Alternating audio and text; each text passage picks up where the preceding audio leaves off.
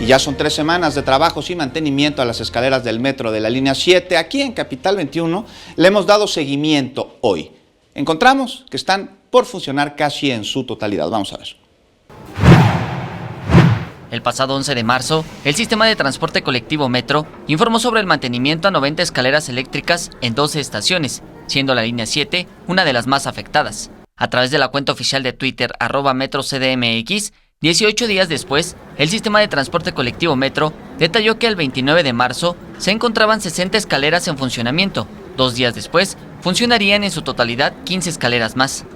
Realizamos un recorrido por la línea 7 y esto fue lo que encontramos. En las estaciones Mixcoac, Auditorio, Polanco y Aquiles Cerdán, aún se presentan al menos una de las escaleras sin funcionar.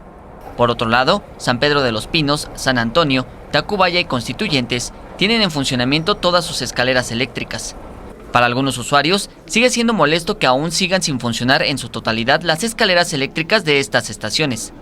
Sí le molesta a uno, sobre todo uno que viene con esta de deficiencia, pues sí. Pero ya veo ahorita como que ya mejoró un poquito, ¿no? La subida. Inhabilitan todo.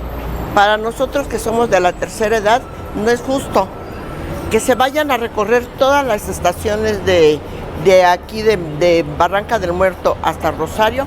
De acuerdo con el sistema de transporte colectivo Metro, las fallas en las escaleras eléctricas se debe a la antigüedad y la falta de mantenimiento en las mismas.